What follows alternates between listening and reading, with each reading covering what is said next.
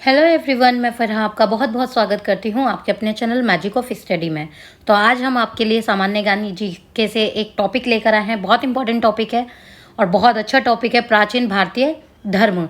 जो प्राचीन भारतीय धर्म से उनसे रिलेटेड हम आपके लिए वन लाइनर लेकर आए हैं। आपको बस ये वन लाइनर पढ़ना है। आपको वन लाइनर के साथ साथ उनके प्रॉपर आंसर दिए गए हैं इसके अंदर। अगर आप ये कर लेते हैं तो आपका ये वाला टॉपिक बहुत अच्छे से क्लियर हो जाएगा और कवर अप भी हो जाएगा आपके आने वाले एग्जाम्स में, कॉम्पिटिटिव एग्जाम्स में। बहुत इंपॉर्टेंट होता है और उसके लिए आपकी बहुत अच्छी तैयारी हो जाएगी। ठीक है, तो जल्दी से आप चैनल को सब्सक्राइब कर दीजिए और बेल आइकन को प्रेस कर दीजिए ताकि टाइम से आपको सारी वीडियोस के नोटिफिकेशन मिलते रहें। और अगर आपको वीडियो अच्छा लग गया हो तो लाइक कीजिए और अपने फ्रेंड्स के साथ भी शेयर कीजिए और कमेंट करके हमें बताइए कि आपको वीडियो कैसा लगा। चलिए आज का सेशन शुरू करते हैं। बहुत इंपॉर्टेंट है, बहुत महत्वपूर्ण होने वाला आपके लिए, बहुत ज़्यादा बेनिफिशियल है अगर आप ये वन लाइनर कर लेते हैं। वन लाइनर की फॉर्म में आप इससे रिलेटेड कोई भी क्वेश्चन बनेगा आप इजीली उसे कर लेंगे। चलिए आज की वीडियो स्टार्ट करते हैं। पहला पॉइंट है आपका, पुष्यमित्र शुंग द्वारा 2 अश्वमेध यज्ञ किए जाने के बारे में जानकारी किस लेख से मिलती है। ये पुष्यमित्र शुंग द्वारा जो 2 अश्वमेध यज्ञ किए जाने के जो जानकारी है वो किस लेख में मिलती है। तो आपका सही आंसर क्या हो जाएगा, अयोध्या लेख में मिलती है। सेकंड पॉइंट है आपका, किस शासक के लिए एका ब्राह्मण प्रयुक्त हुआ है। यानी कौन शासक था, कि कौन सा शासक था जिसके लिए एका ब्राह्मण जो शब्द है वो प्रयुक्त हुआ था। तो आपका सही आंसर क्या हो जाएगा, गौतमीपुत्र शातकर्णी। नेक्स्ट पॉइंट है आपका पॉइंट नंबर 3, कुषाण राजवंश के सिक्के पाए जाते हैं। आपको ये बताना है जो कुषाण राजवंश के जो सिक्के हैं वो पाए जाते हैं किस फॉर्म में पाए जाते हैं, स्वर्ण एवं ताम्र के। ठीक है, स्वर्ण यानी सोने के और ताम्र के। नेक्स्ट पॉइंट है आपका पॉइंट नंबर 4। पॉइंट नंबर 4 है आपका, गुप्त राजवंश के सिक्के पाए जाते हैं। जो गुप्त राजवंश के जो सिक्के थे वो कैसे पाए जाते हैं, स्वर्ण एवं रजत के। ठीक है, नेक्स्ट पॉइंट है आपका पॉइंट नंबर 5, सातवाहन राजवंश में सिक्के पाए जाते थे। सातवाहन ये था, हर वंश ने अपने अपने अलग अलग तरीके के सिक्के निकाले थे। तो सबके सिक्के हैं कौन कौन से पाए जाते हैं, बहुत इंपॉर्टेंट है ये सारे टॉपिक्स। ठीक है, ये क्वेश्चंस बहुत इंपॉर्टेंट बनते हैं इससे, तो ये याद रख लीजिएगा। सातवाहन राजवंश में सिक्के पाए जाते थे। आपका है किस तरीके के सिक्के पाए जाते थे, किस धातु के होते थे, चांदी, तांबा, शीशे तथा पोटीन के होते थे। नेक्स्ट पॉइंट है आपका पॉइंट नंबर 6, कलचुरी राजवंश में सिक्के बने होते थे। जो कलचुरी राजवंश था उसमें किस तरीके के, किस धातु के सिक्के बने होते थे। तो आपका उत्तर हो जाएगा स्वर्ण, रजत एवं ताम्र। ठीक है, नेक्स्ट पॉइंट पे चलते हैं। पॉइंट नंबर 7, रंग महल संस्कृति संबंधित है। जो रंग महल संस्कृति थी वो किससे संबंधित है, आपको ये बताना है। आपका उत्तर हो जाएगा ये कुषाण युग से संबंधित थी। ठीक है, 8 पॉइंट है आपका, किसने भारत में स्वर्ण सिक्कों का प्रचलन नियमित उपयोग के लिए किया था। आपको बताना है कि मतलब किसने किया था, कि भारत के जो स्वर्ण सिक्कों का प्रचलन नियमित उपयोग किया था, किसने किया था। आपका है विम कैडफिसेस ने। विम कैडफिसेस ने इसका किया था, प्रचलन नियमित उपयोग किया था भारत में स्वर्ण सिक्कों का, सोने के सिक्कों का। नेक्स्ट पॉइंट है पॉइंट नंबर 9, किस आयुर्वेदाचार्य ने तक्षशिला विश्वविद्यालय में शिक्षा प्राप्त की थी। ठीक है, कि तक्षशिला विश्वविद्यालय में शिक्षा प्राप्त की थी, कौन थे वो आचार्य, आयुर्वेदाचार्य। तो आपका उत्तर हो जाएगा चरक जीवक। ठीक है, नेक्स्ट पॉइंट है आपका पॉइंट नंबर 10। पॉइंट नंबर 10 आपका, कौन सा शासक वर्ण व्यवस्था का रक्षक कहा जाता है। अब आपको ये बताना है जो वर्ण व्यवस्था का जो रक्षक कहा जाता था वो कौन सा शासक था। तो आपका आंसर हो जाएगा गौतमीपुत्र शातकर्णी। नेक्स्ट पॉइंट है आपका पॉइंट नंबर 11, किस हिंद यवन शासक ने शीशे के सिक्के जारी किए थे। कि किस हिंद यवन शासक ने जो शीशा था उसके सिक्के जारी किए थे। तो आपका आंसर हो जाएगा स्ट्रेटो द्वितीय यानी सेकंड। नेक्स्ट पॉइंट है आपका पॉइंट नंबर 12, राजाओं में से कौन जैन धर्म का संरक्षक था। जो राजा थे उन राजाओं में से जैन धर्म का संरक्षक कौन था। आपका उत्तर हो जाएगा खारवेल। नेक्स्ट पॉइंट पे चलते हैं पॉइंट नंबर 13। पॉइंट नंबर 13 आपका, किस अभिलेख में रुद्रदामन की प्रथम की विभिन्न उपलब्धियां वर्णित है। आपको ये बताना है कि किस अभिलेख में रुद्रदामन की प्रथम की विभिन्न उपलब्धियां वर्णित है। तो आपका उत्तर हो जाएगा जूनागढ़। ठीक है, जूनागढ़ अभिलेख में रुद्रदामन की प्रथम की विभिन्न उपलब्धियां वर्णित है। नेक्स्ट पॉइंट है आपका पॉइंट नंबर 14, बुद्ध का किसके सिक्कों पर अंकन हुआ है? जो बुद्ध है, बुद्ध जो प्रतिमा है, बुद्ध का किसके सिक्कों पर अंकन हुआ है, यानी किस राजवंश के, किसके वंश के या किस शासक के सिक्कों पर अंक हुआ है? तो ये हो जाएगा कनिष्क, आपका आंसर। नेक्स्ट पॉइंट है पॉइंट नंबर 15, किस शासक ने या किस शासक को सर्वप्रथम सोने के सिक्के जारी करने का श्रेय दिया जाता है? कि कौन शासक था, किस शासक को या किस शासन को या किस शासन प्रणाली को सर्वप्रथम सोने के सिक्के जारी करने का श्रेय दिया जाता है कि उन्होंने सोने के सिक्के जारी किए थे? तो आपका उत्तर हो जाएगा विम कड़फिसेस ने। ठीक है, नेक्स्ट पॉइंट पे चलते हैं। पॉइंट नंबर 16 है आपका, अश्वघोष किसका समकालीन था? जो अश्वघोष था वो किसका समकालीन था, किससे बिल्कुल संबंधित था, मतलब सेम समकालीन था? तो आपका आंसर हो जाएगा कनिष्क के, वो समकालीन था अश्वघोष। नेक्स्ट पॉइंट है आपका पॉइंट नंबर 17, कौन एक कनिष्क के दरबार से संबंध नहीं था या संबंधित नहीं था? कि कौन एक था जो कनिष्क के दरबार से संबंधित नहीं था? तो आपका आंसर हो जाएगा पतंजलि। नेक्स्ट पॉइंट है आपका पॉइंट नंबर 18, सिमुक किस वंश का संस्थापक था? जो सिमुक था वो आपको बताना है कि किस वंश का संस्थापक था। तो आपका उत्तर हो जाएगा सातवाहन वंश का संस्थापक था।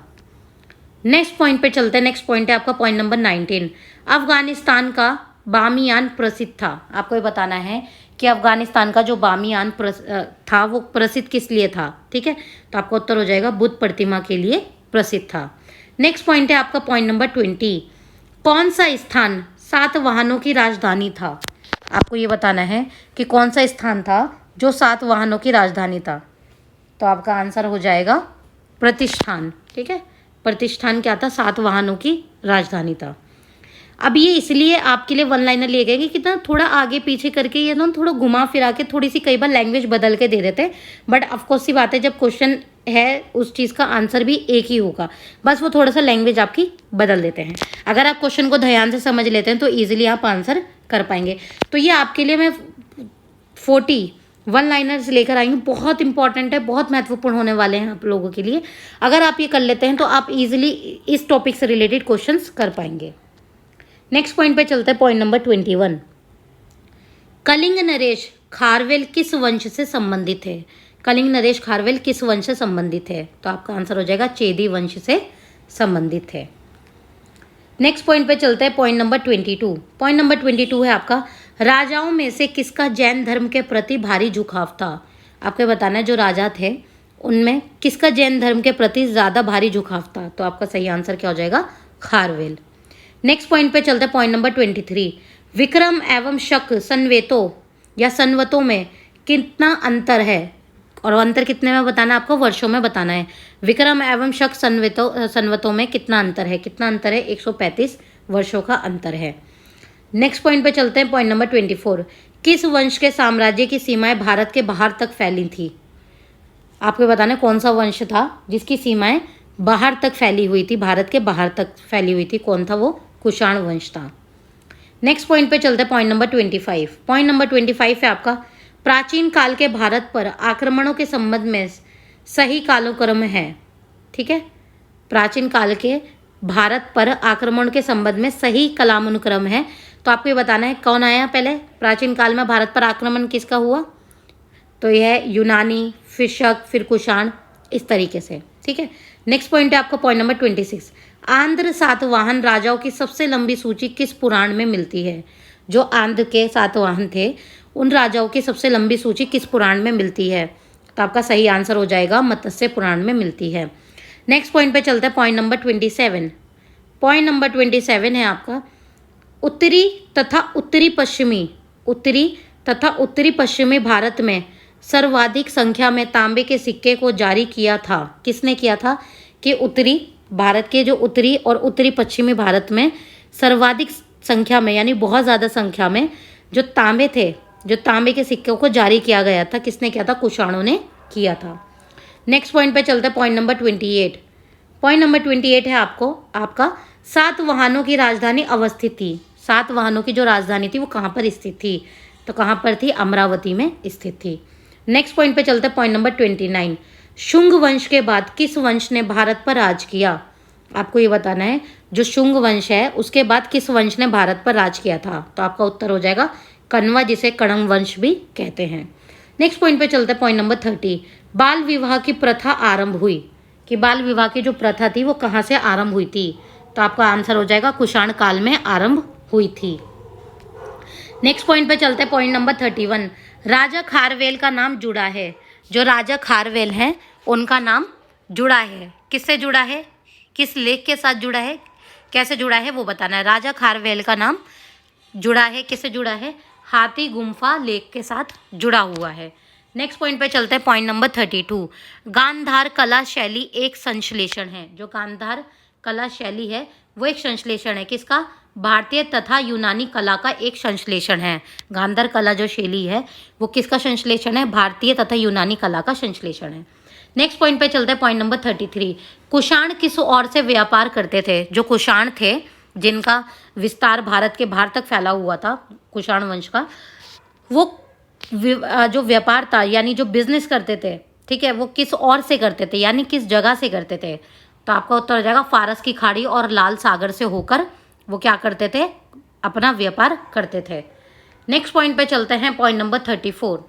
पॉइंट नंबर 34 है आपका कनिष्क के समकालीन थे। आपको ये बताना है कि कनिष्क के समकालीन थे, कौन थे आपको ये बताना है। अश्वघोष और वसुमित्र क्या थे? कनिष्क के समकालीन थे। नेक्स्ट पॉइंट है आपका पॉइंट नंबर 35। मौर्यों के बाद दक्षिण भारत में सबसे प्रभावशाली राज्य था, जो मौर्य साम्राज्य था उसके बाद दक्षिणी भारत में सबसे प्रभावशाली राज्य कौन सा आया था? तो आपका आंसर हो जाएगा सातवाहन। नेक्स्ट पॉइंट है आपका पॉइंट नंबर 36। जो कला शैली भारतीय और यूनानी यानी यूनानी या ग्रीक आकृति का सम्मिश्रण है उसे कहते हैं, ठीक है, उसे क्या कहते हैं? गांधार। तो ये दो तरीके से आ गया आपका क्वेश्चन कि गांधार जो कला शैली है उसमें किसका संश्लेषण मिलता है? भारतीय और यूनानी आकृतियों का, ठीक है। अब इन्होंने आपको एक चीज दे दी कि जो कला शैली भारतीय यूनानी ग्रीक आकृति का सम्मिश्रण है उसे क्या कहते हैं? गांधार। तो ये दोनों तरीके से आपसे पूछ लिया जा सकता है, ठीक है। नेक्स्ट पॉइंट पे चलते हैं, पॉइंट नंबर 37। पॉइंट नंबर 37 आपका कला की गांधार शैली किस समय से फली फूली? जो गांधार शैली थी कला की वो किस समय से फली फूली थी? तो आपका आंसर हो जाएगा कुषाणों के समय में वो फली फूली थी। नेक्स्ट पॉइंट है पॉइंट नंबर 38। किस मूर्ति कला में सदैव हरित स्तरित चट्टान शिष्ट का प्रयोग माध्यम के रूप में होता है? आपको ये बताना है किस मूर्ति कला में सदैव हरित स्तरित चट्टान शिष्ट का जो प्रयोग है माध्यम के रूप में होता था? तो आपका आंसर हो जाएगा गांधार मूर्ति कला में होता था। नेक्स्ट पॉइंट है आपका पॉइंट नंबर 39। पहला ईरानी शासक जिसने भारत के कुछ भागों को अपने अधीन किया था? आपको ये बताना है जो पहला ईरानी शासक था जिसने भारत के कुछ भागों को अपने अधीन किया था, उसका आंसर क्या हो जाएगा? डेरियस प्रथम। कौन थे वो? डेरियस प्रथम थे। आज का आपका इस वीडियो का लास्ट क्वेश्चन है या लास्ट वन लाइनर है, पॉइंट 40 है आपका लास्ट।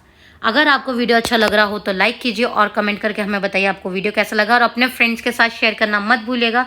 चैनल को सब्सक्राइब कर दीजिए ताकि आपको टाइम से सारी वीडियोस के नोटिफिकेशन मिलते रहें, ताकि आपको ये अच्छे अच्छे टॉपिक्स पर क्वेश्चंस और वन लाइनर्स मिलते रहें, ताकि आपके कॉम्पिटिटिव एग्जाम्स की बहुत अच्छे से तैयारी हो जाए। चलिए आज का इस वीडियो का लास्ट पॉइंट पढ़ लेते हैं, पॉइंट नंबर 40। पॉइंट नंबर 40 है आपका पूर्वी रोमन शासक जस्टिनियन का सर्वाधिक महत्वपूर्ण योगदान किस क्षेत्र में था? आपको ये बताना है कि जो पूर्वी जो रोमन शासक थे जस्टिनियन का सर्वाधिक महत्वपूर्ण जो योगदान था, सबसे ज़्यादा जो महत्वपूर्ण योगदान था वो किस क्षेत्र में था? तो आपका आंसर हो जाएगा विधि के क्षेत्र में था, ठीक है। तो यहाँ पर आपके ये 40 पॉइंट कंप्लीट हो जाते हैं। वन लाइनर बहुत इंपॉर्टेंट है। ये वन लाइनर कराने का सिर्फ यही मकसद है मेरा कि आप इससे रिलेटेड जो भी क्वेश्चंस होंगे वो इजीली आराम से कर पाएंगे इस टॉपिक से रिलेटेड, ठीक है। बस थोड़ा सा आपके लैंग्वेज से थोड़ा सा वो घुमा फिरा के दे देते हैं, बाकी आप अगर अच्छे से इसको कर लेते हैं तो आप इजीली उनको आंसर कर पाएंगे।